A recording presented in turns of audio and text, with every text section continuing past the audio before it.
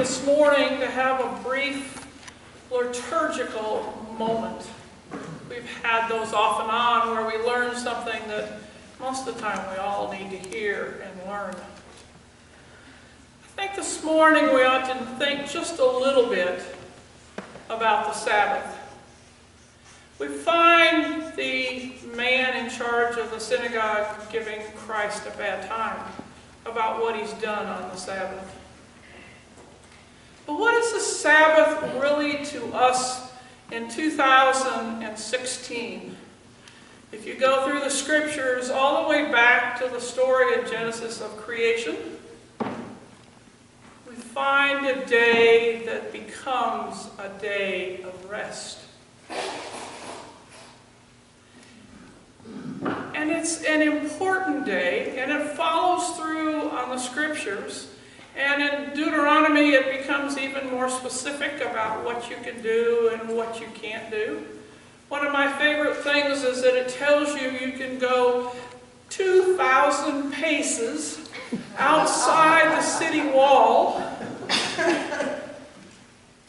And that's called a Sabbath journey. Now, 2,000 paces equals about 1/8 of a mile.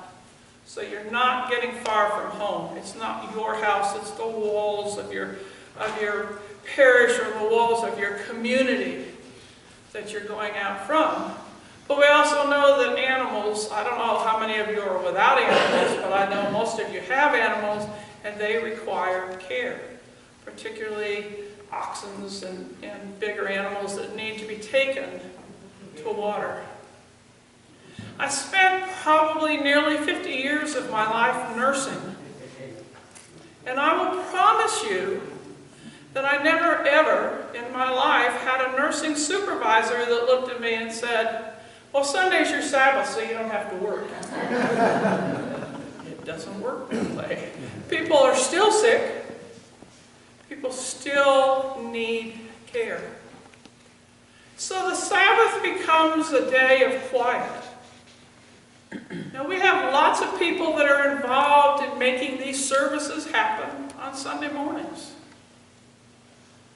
The altar guild that keeps us spiffy up here, the acolytes, the photographer with their ever-present camera, and our rector. Everybody participates in that. But we need some Sabbath time in our lives. We need quiet time. We need restful time. And we need that time with God. Now, the Franciscan communities will tell you that even 2 or 3 or 4 times a day, if you but sit for 10 or 15 minutes with God, it will help you in all the busyness that goes on around you. And I don't see anybody that I can look out here now, and after about 14 months here, that I can tell you all the busy people. We need to come out of that business and make our own Sabbath day. Sabbath time. One of my favorite things is to sit at my brother's cabin on the Hood Canal and watch the eagles. And many, many times, one of those eagles will pick a place in one of the big trees and just sit there. The magnificence of God's creation is one of my favorite places to go to God and think about God and His creation and my role in this world. So it's something that we all need to work in our lives, and I will encourage you to do so. But today we find Jesus in the synagogue. It's a Sabbath day. He's gone there to teach. And there's a woman that comes in, bent over. She's been bent over 18 years. We don't know her name. We don't know her age. Somebody at the first service said that could easily be me. But it is true. She came in. She did not come to be healed. She came to hear what Christ was going to teach in the synagogue. And she was going to take that into her soul. That's why she went there. She didn't go to have a lesson about the Sabbath, but she went there to have a lesson from Jesus.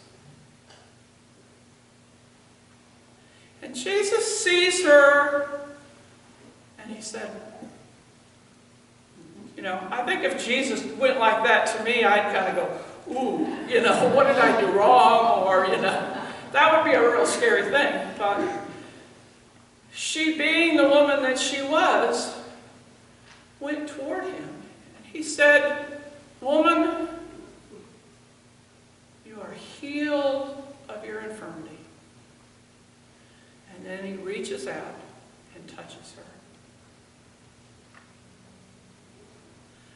And in that process, in her soul, she gets filled with the grace and the love of God. That's what she went for, was for to fill her soul with understanding and with knowledge. And now she's able to stand up straight. And in the process of standing up straight, she can rejoice. And she can speak of Jesus and speak of God because her soul is full. And she can stand up and walk through her community. Then we find the brethren that are running the synagogue. And they're not happy campers. They think that Jesus should not have done this on a Sabbath. Many times we gather over here to pray for those that are sick. And I don't know that we know that anybody is specific healed, but I know that we have people whose souls are filled with God's goodness and who come to have a different light on some of the burdens they're carrying or some of the people that they love, their burdens. But these fellows that are running the synagogue, they're not happy campers. They want to be in charge of all such things. So Jesus looks at them, says, well, what about your oxen? Are you not going to go and water your oxen? And he said, people being healed on the Sabbath are important too.